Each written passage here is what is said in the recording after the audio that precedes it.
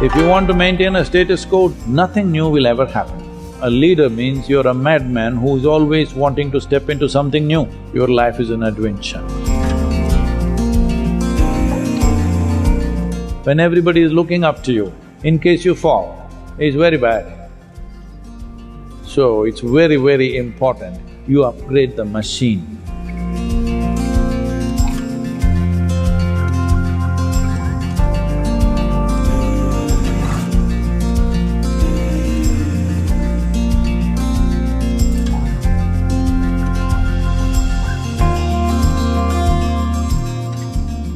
To really build a DNA of success, these are the three things you need. Insight, definitely, integrity and inspiration.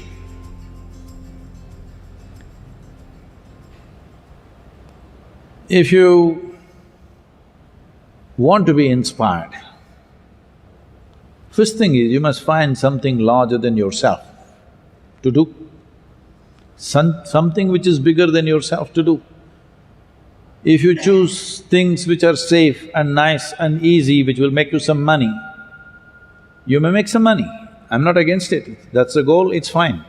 But you will not be inspired. Living an inspired life and living for lack of vocabulary, I'm using this not as an insult to any profession, a clerical kind of life. When I say clerical, it is all set. You do this, you'll get your salary, that's it.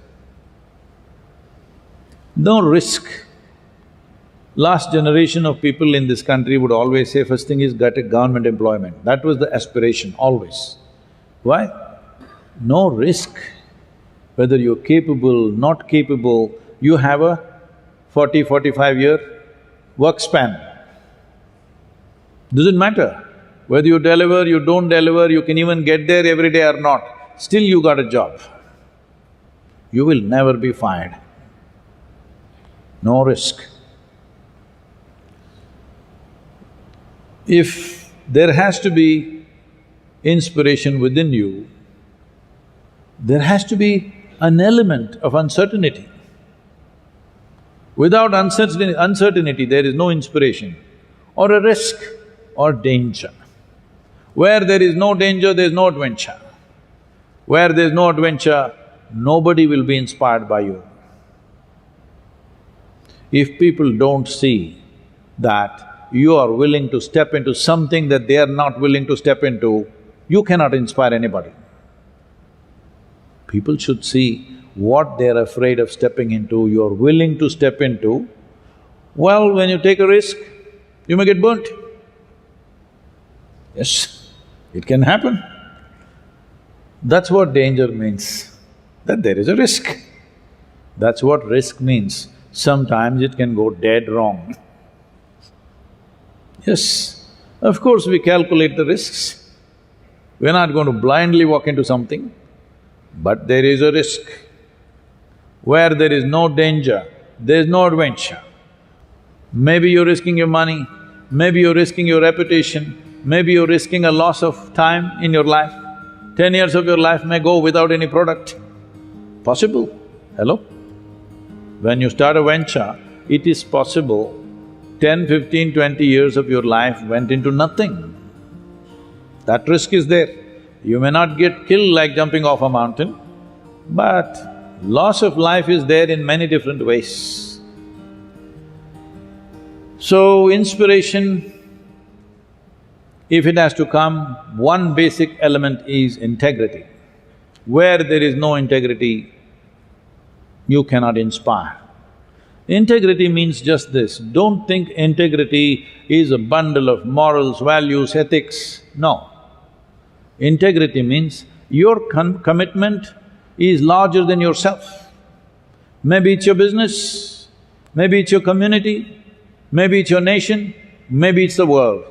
We don't know what, but something larger than yourself, you're committed to that, then people see you have integrity. People experience integrity because you are committed to something beyond your own self-interest. If they don't see that, then you cannot inspire anybody. And if you do not inspire people around you, if they drag their feet, if they drag their feet, your life is finished, just know this. And these dragging feet people will make your life miserable in every possible way. Hello? You seen them? So now the only way is, if you drag your feet, I'll fire you, if you drag your feet, I'll fire you. That you can do to some extent. With that, you are not going to produce the best in people.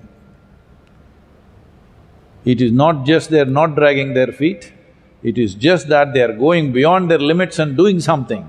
Only then, something wonderful is happening around you. Only then, you being there in that activity, it's worth getting up tomorrow morning full on. Otherwise, after being successful for 5–10 years, you will ask to be or not to be. You may not articulate it, but it will show in the length of your face. Yes.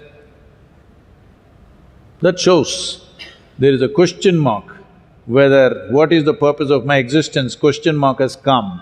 Maybe it's not entered your head and become words, but the question mark is there in people's faces.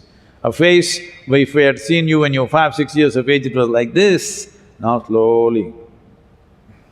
This means the question has risen somewhere, not yet articulated maybe, but question has come. Why the question has come is, there is no inspiration. Inspiration is not just all yours, the atmosphere around you should be inspired. For that, without a very extreme sense of integrity, it won't happen. If your integrity is just of morality and ethics, people will feel sick of you, because it's very hard to live under a moral shadow, very hard. It is life-taking. But your integrity is because your commitment is larger than your personal well-being. That is when everything around you is inspired. Coming to insight, this is the tricky part. Insight means you are able to see something that others could not see. You are able to see things ahead of other people, that's an important thing. Everybody sees everything at some point, but the thing is, you saw it before them. That makes a world of difference. If you are in a battle, it would decide whether you live or die. If you're in a business, it decides whether you're really successful or just about making it. If you're in a spiritual process, it's worse than battle.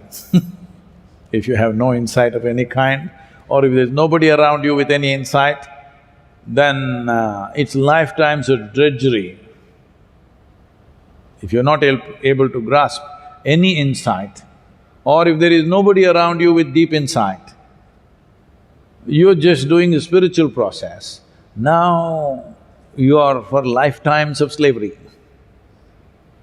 Yes, that is why they become the most serious kind everywhere in the world. So if insight has to come, one important dimension is, the reason why there is no insight is, people are largely trying to function with their intellect. This is an unfortunate consequence of the type of education that's been imparted everywhere, where your intellect is seen as the prime value. To understand the mechanics of how your intellect functions, your intellect is in function only with the data that has been fed into it. Data means memory, somebody's memory or your memory. Memory means things that have already happened. So if you function from the data that you have, you can do permutations and combinations of this data and make it look like magic for some time. But one thing is very clear, nothing new will ever happen, because you've gotten enmeshed in your own data. So insight means that you do not get identified with something limited. Your identities with limitations essentially comes from the data that you gather. Right now, you are identified with, let us say, your own personal qualifications. Now, what you identified with, that's what you become. Or let us say you are identified with your community or with your nation, and that's what you become. What you identify with, you become that. In that sense, you are not able to look at life just the way it is. If you're not able to look at things just the way it is, this is simply because you have given more significance to memory than to human attention and intelligence.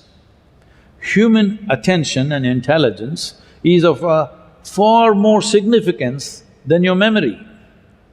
You heard of Andrew Carnegie? When Andrew Carnegie started making lots of money in United States, those were not the days of these Bezos and Musks and whatever, all these other people. Nobody was making billions. People always made money in an incremental way. But this guy started making enormous amount of money, so naturally there was a suspicion, where is it coming from? Because these 20s, 30s, there were lots of Ponzi schemes in America, so they thought he's doing something. So, a group of congressmen were formed to investigate Carnegie. This investigation went on for some time and they found nothing wrong. Then they called him and in the investigation they asked him, "We don't find anything wrong, there must be something wrong because you're making so much money in such a short time, there has to be a crime somewhere here. Where is it?" They're asking him. So he said, "See, I can pay absolute attention to anything that I see for up to 5 minutes. Can any of you do that?" They thought, "Rubbish, what, 5 minutes can't we pay attention? Tell us what is it." So he set up an experiment. 5 minutes, nobody could pay attention for more than few seconds, their attention all over the place. Then they realized they're not able to pay attention for 5 minutes. Then he said, "You should not be running United States. It's not going to go anywhere if you guys run this country." Because human attention can open up doors in the existence. Human memory will just recycle the past. Unfortunately, right now data is becoming very big. But anyway, data people will sink once the more artificial intelligence becomes more prevalent. My phone has more data than all of you put together. Hello? Yes or no? It is capable of earning a PhD a day. Yes, it has enough information. So do not mistake information and data as intelligence. Intelligence is sharpened only by attention, not by thinking. Thinking means recycling data. I'm not saying data is completely irrelevant. It is. If you want to maintain a status quo, data is important. But if you want to be a leader means you're a madman who is always wanting to step into something new. Something new means you want to get into unfamiliar terrain all the time. Unfamiliar terrain means you are consciously stepping into danger. So, your life is an adventure. Because it's an adventure, everybody is looking up to you. When everybody is looking up to you, in case you fall, it's very bad. So, it's very important you upgrade the machine before you upgrade the activity.